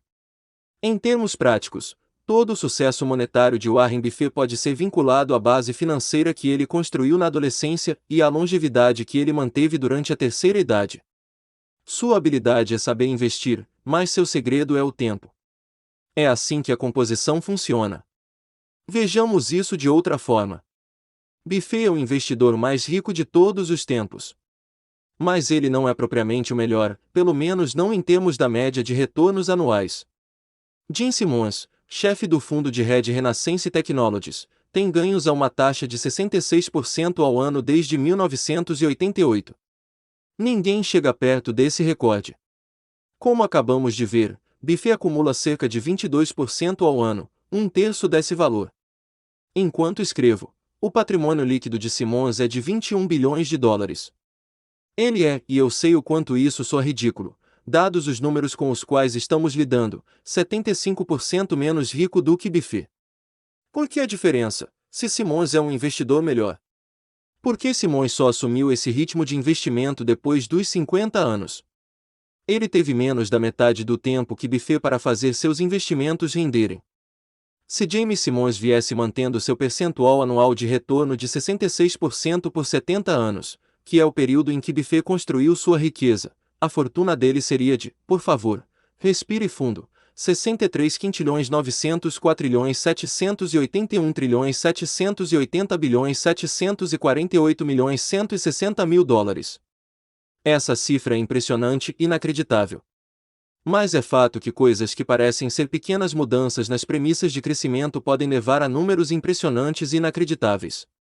Assim, quando estamos estudando os motivos pelos quais algo se tornou tão poderoso, seja porque uma era do gelo se formou ou porque Warren Buffett é tão rico, com frequência ignoramos os principais fatores que impulsionam o sucesso. Já ouvi muitas pessoas dizerem que, quando viram uma tabela de juros compostos pela primeira vez, ou ouviram uma daquelas histórias sobre como você teria bem mais dinheiro ao se aposentar se começasse a economizar na casa dos 20, em vez de fazê-lo na dos 30, aquilo provocou uma mudança na vida delas. Mas, provavelmente, não. O que talvez aquilo tenha provocado foi uma surpresa, porque, intuitivamente, os resultados não pareciam estar certos. O pensamento linear é bem mais intuitivo do que o pensamento exponencial. Se eu pedir que você calcule de cabeça 8 mais 8 mais 8 mais 8 mais 8 mais 8 mais 8 mais 8 mais 8, você pode fazer isso em alguns segundos, dá 72. Só que se eu pedir que você calcule 8 multiplicação 8 multiplicação 8 multiplicação 8 multiplicação 8 multiplicação 8 multiplicação 8 multiplicação 8 multiplicação 8, sua cabeça vai entrar em parafuso, dá 134.217.728. A IBM desenvolveu um disco rígido de 3,5 MB na década de 1950. Na década de 1960, as coisas começaram a passar para algumas dezenas de megabytes. Na década seguinte, o Winchester da IBM tinha 70 megabytes. Então, os discos ficaram exponencialmente menores em termos de tamanho, mas com maior capacidade de armazenamento. Um PC típico do início da década de 1990 tinha de 200 a 500 megabytes. E então, boom! A coisa toda disparou. 1999, o iMac, da Apple, passou a vir com um disco rígido de 6 GB. 2003, 120 GB no Power Mac. 2006, 250 GB no novo iMac. 2011, o primeiro disco rígido de 4 TB. 2017, discos rígidos de 60 TB. 2019, discos rígidos de 100 TB. Recapitulando, de 1950 a 1990, ganhamos 296 MB. De 1990 até hoje, ganhamos 100 milhões de megabytes. Se você fosse um otimista em relação à tecnologia na década de 1950, poderia ter previsto que o armazenamento se tornaria 1000 vezes maior. Talvez 10.000 vezes maior, fazendo uma estimativa bem ousada. Poucos teriam dito 30 milhões de vezes maior, e eu vou estar aqui para ver isso. Mas foi o que aconteceu. A natureza contraintuitiva da composição leva até o mais inteligente de nós a ignorar o seu poder. Em 2004, Bill Gates criticou o recém-lançado Gmail, questionando a necessidade de 1 GB de armazenamento. O jornalista Steven Levy escreveu: apesar de sua familiaridade com tecnologias de ponta, a mentalidade de Gates estava ancorada no antigo paradigma do armazenamento como uma mercadoria que deve ser conservada. As pessoas nunca se acostumam com a rapidez com a qual as coisas mudam. O perigo aqui é que, quando a composição não é intuitiva, nós muitas vezes ignoramos o seu potencial e nos concentramos em outras formas de solucionar os problemas. Não porque estejamos racionalizando demais, mas porque quase nunca paramos para refletir sobre o potencial da composição. Nenhum dos 2.000 livros que esmiuçam o sucesso de Buffett é intitulado Esse Cara tem investido consistentemente durante 3/4 de século. Mas sabemos que essa é a chave para a maior parte do sucesso dele. Essa matemática só é difícil de ser assimilada pelo fato de não ser intuitiva. Existem livros sobre ciclos econômicos, estratégias de negociação e apostas setoriais. No entanto, o livro mais poderoso e importante deveria se chamar Cale a Boca e Espere. Teria apenas uma página, com um gráfico de crescimento econômico de longo prazo. Em termos práticos, a conclusão é que a natureza contraintuitiva da composição pode ser responsável pela maior parte das negociações frustradas, das estratégias ruins e das tentativas de investimento bem-sucedidas. Não se pode culpar as pessoas por dedicar todo o seu esforço, de fazer e de aprender, para tentarem obter os retornos mais altos nos seus investimentos. Intuitivamente, parece a forma mais certa de enriquecer. No entanto, obter os retornos mais altos não faz com que um investimento seja obrigatoriamente bom, porque os retornos mais altos tendem a ser sucessos únicos que não se repetem. Um bom investimento está relacionado à obtenção de retornos excelentes que podem ser mantidos e repetidos por um longo período. É nesses casos que a composição faz o seu melhor. O oposto disso, obter retornos altíssimos que não podem ser mantidos, provoca histórias trágicas. Vamos ver algumas delas no capítulo seguinte. 5. Ficar rico versus continuar rico. Um bom investimento não tem a ver necessariamente com tomar boas decisões, mas, sim, com ser consistente em não errar. Há 1 milhão de formas de ficar rico e um monte de livros sobre como fazer isso. Mas só existe uma forma de continuar rico, um misto de frugalidade e paranoia. E esse é um assunto que não é debatido com frequência. Vamos começar com uma breve história sobre 2 investidores que nunca chegaram a se conhecer, mas cujos caminhos se cruzaram de uma forma interessante quase um século atrás.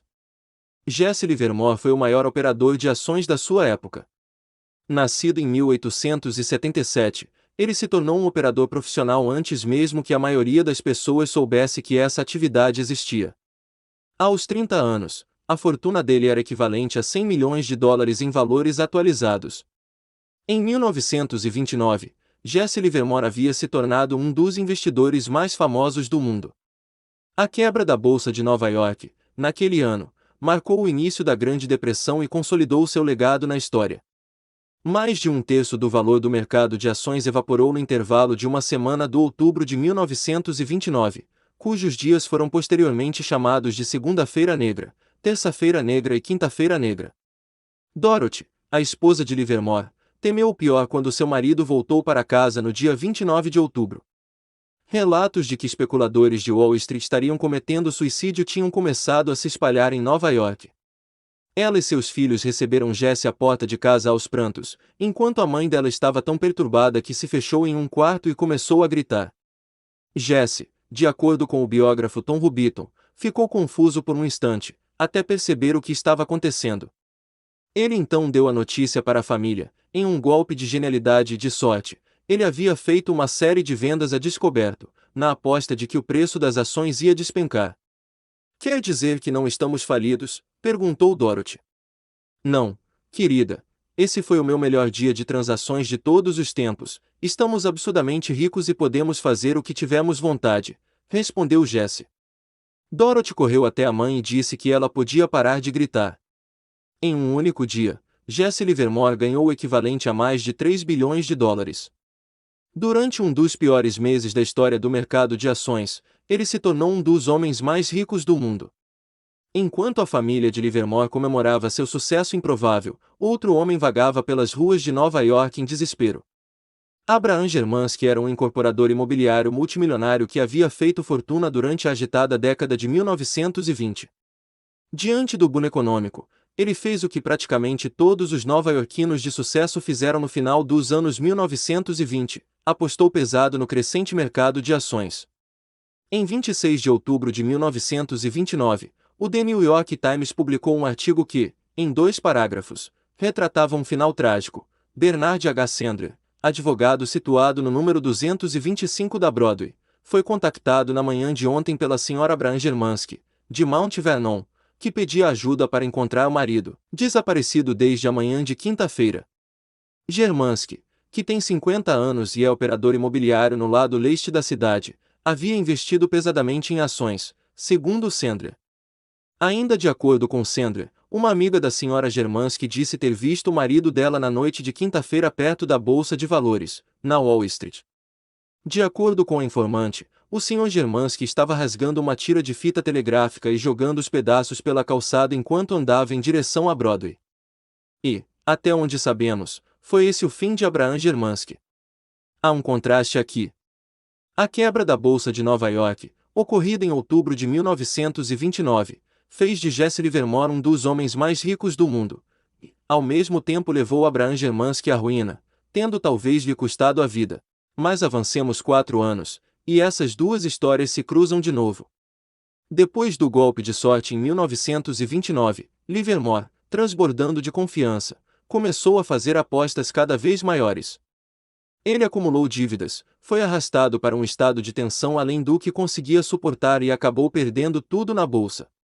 Falido e envergonhado, o homem desapareceu por 2 dias em 1933. Sua esposa o procurou. Jesse L. Livermore, o operador do mercado de ações, residente no número 1100 da Park Avenue, está desaparecido e não foi visto desde as 3 horas da tarde de ontem, escreveu o The New York Times na ocasião. Ele reapareceu, mas seu destino estava traçado. Livermore acabou tirando a própria vida. As circunstâncias não foram as mesmas, mas Germansky e Livermore tinham um traço de personalidade em comum. Ambos eram muito bons em ficar ricos e igualmente ruins em continuar ricos. Ainda que rico não seja uma palavra que você usaria para descrever a si mesmo, as lições da frase a seguir se aplicam a todos, em todos os graus de rendimento. Ganhar dinheiro é uma coisa. Mantê-lo é outra. Se eu tivesse que sintetizar o sucesso financeiro em uma única palavra, essa palavra seria sobrevivência. Como veremos no capítulo 6, 40% das empresas que se tornam tão bem-sucedidas a ponto de terem seu capital aberto na bolsa de valores acabam por perder todo o seu valor ao longo do tempo. A lista Forbes 400 dos americanos mais ricos tem, em média, cerca de 20% de rotatividade por década devido a fatores que não estão relacionados à morte ou à transferência de dinheiro para outro membro da família. O capitalismo é selvagem. Mas isso acontece, em parte, porque saber ganhar dinheiro e saber mantê-lo são duas competências distintas. Ganhar dinheiro requer correr riscos, ser otimista, se expor. Mas manter o dinheiro requer o oposto de correr riscos. Requer humildade e o medo de que o que você conquistou possa ser tirado de você com a mesma rapidez. Requer frugalidade e a aceitação do fato de que pelo menos parte do que você conquistou pode ser atribuído à sorte. Logo, não se pode confiar que os sucessos passados vão se repetir para sempre. O apresentador Charlie Rose perguntou a Michael Moritz, o bilionário diretor da Sequoia Capital, por que a Sequoia era tão bem-sucedida. Moritz falou de longevidade, chamando a atenção para o fato de que algumas empresas de capital de risco são bem-sucedidas por 5 ou 10 anos, mas a Sequoia vinha prosperando havia 4 décadas. Rose questionou por que aquilo acontecia. Moritz: acho que sempre tivemos medo de falir. Rose: sério? Então é medo. Só os paranoicos sobrevivem. Moritz: há uma boa dose de verdade aí. Nós presumimos que o amanhã não será como ontem. Não podemos nos dar ao luxo de dormir sobre os louros colhidos. Não podemos ser complacentes. Não podemos presumir que o sucesso do passado se traduz na boa sorte do futuro. Aqui está ela de novo, a sobrevivência. Não é crescimento, cérebro nem visão. A capacidade de permanecer ativo por muito tempo, sem se apagar ou ser forçado a desistir, é o que faz diferença de verdade. Esta deve ser a base da sua estratégia, seja nos investimentos, na sua carreira ou no seu negócio. Existem 2 razões pelas quais a mentalidade de sobrevivência é tão importante na relação com as finanças. A primeira é óbvia: poucos ganhos são tão grandes a ponto de valer a pena a gente se desgastar por eles. A outra, como vimos no capítulo 4, é a matemática contraintuitiva da composição. A composição só funciona se você puder dar anos e anos a um ativo para que ele cresça. É como plantar um carvalho: um ano não trará muito progresso, 10 podem fazer uma diferença significativa e 50 são capazes de criar algo extraordinário. No entanto, obter e manter esse crescimento extraordinário requer sobreviver a todos os altos e baixos imprevisíveis que todo mundo, invariavelmente, experimenta ao longo do tempo.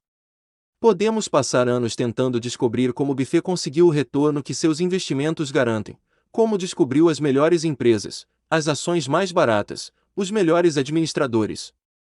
Isso é difícil. Um pouco mais fácil, mas igualmente importante, é se debruçar sobre o que ele não fez. Ele não se atolou em dívidas. Ele não entrou em pânico e vendeu tudo em nenhuma das 14 recessões que atravessou. Ele não manchou a sua reputação empresarial. Ele não se prendeu a uma única estratégia, uma única visão de mundo ou a uma única moda passageira. Ele não dependia do dinheiro de terceiros. Administrar investimentos por meio de uma empresa de capital aberto significa que os investidores não podem retirar seu capital. Ele não se deixou esgotar e desistiu. Ele não se aposentou. Ele sobreviveu. A sobrevivência deu a ele a longevidade. E a longevidade, investir de forma consistente dos 10 aos 89 anos, pelo menos, é o que faz maravilhas pelo trabalho da composição. Esse único ponto é o mais importante na hora de descrever o sucesso de Buffett. Para ilustrar o que estou dizendo, vejamos a história de Rick Guerin. Warren Buffett e seu braço direito Charlie Munger são uma dupla que muito provavelmente todo mundo conhece. No entanto, 40 anos atrás, havia um terceiro membro no grupo, Rick Guerin. Warren, Charlie e Rick fizeram investimentos e entrevistaram gerentes de negócios juntos. Então, Rick desapareceu, pelo menos em comparação ao sucesso de Buffett e Munger.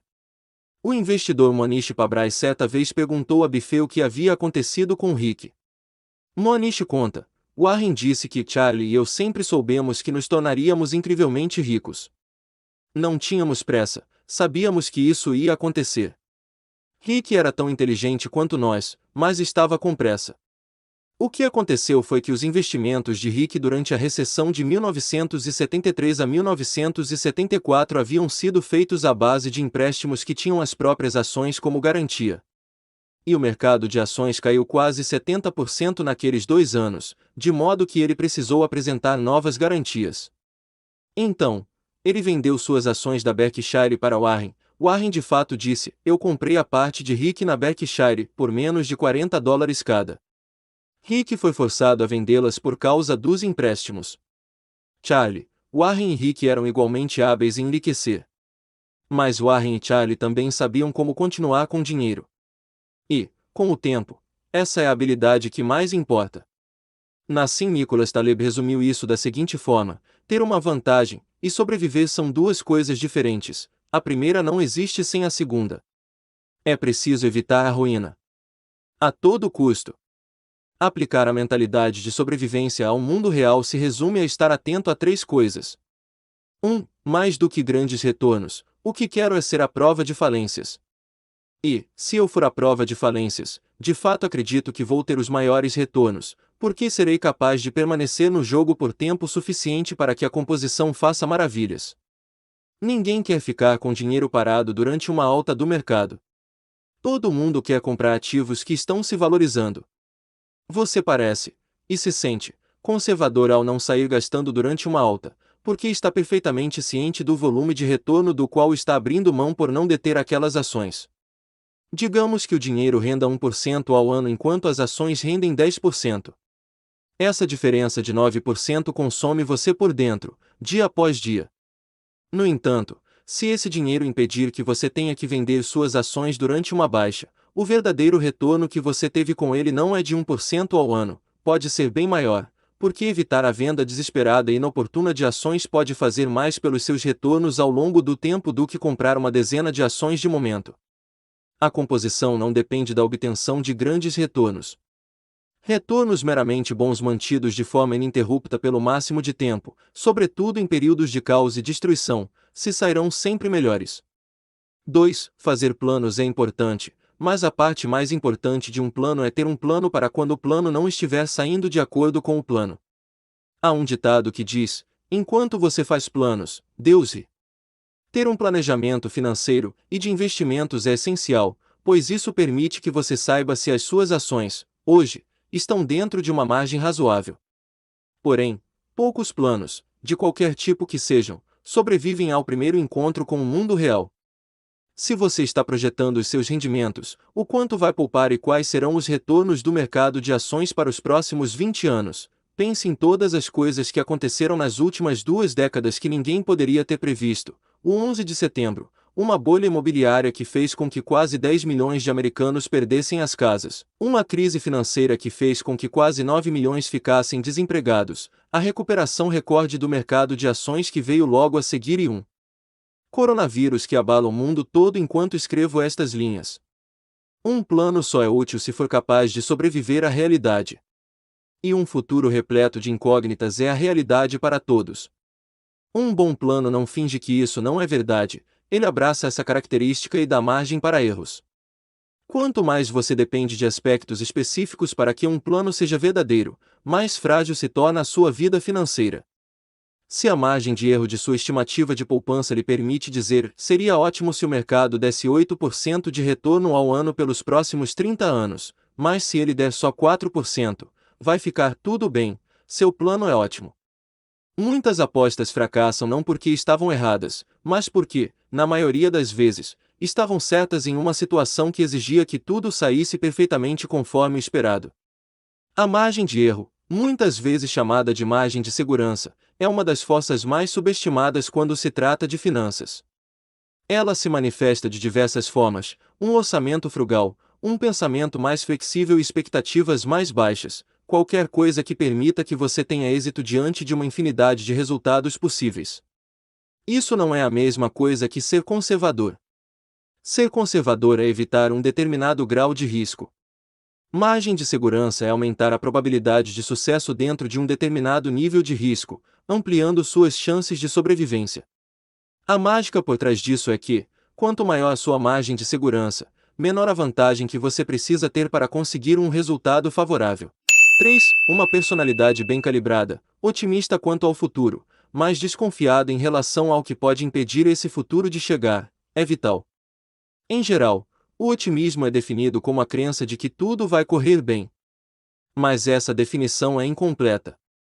O otimismo sensato é a crença de que as probabilidades estão a seu favor, e que, com o tempo, elas vão se estabilizar de maneira positiva, ainda que o que aconteça no meio do caminho seja desesperador. E, na verdade, você sabe que será assim. Você pode estar otimista de que a trajetória de crescimento de longo prazo aponta para o alto e avante, mas também pode ter certeza de que o caminho até lá é cheio de armadilhas, porque realmente é. Essas duas atitudes não são excludentes entre si. A noção de que algo pode valer a pena a longo prazo e ao mesmo tempo ser desesperador a curto prazo não é intuitiva, mas é como muitas coisas funcionam na vida. Aos 20 anos, O ser humano médio pode perder cerca de metade das conexões sinápticas que tinha no cérebro aos 2 anos de idade, à medida que as vias neurais ineficientes e redundantes vão sendo eliminadas. Porém, o ser humano médio de 20 anos de idade é muito mais inteligente do que a criança média de 2 anos. A destruição diante do progresso não é apenas possível, é uma forma eficiente de se livrar do que está sobrando. Imagine que você tenha um filho e que seja capaz de ver o que acontece no cérebro dele. Assim, a cada manhã, você perceberia que existem menos conexões sinápticas. Você entraria em pânico. Falaria: tem algum problema aqui, há muita perda e destruição. Precisamos resolver esse problema. Precisamos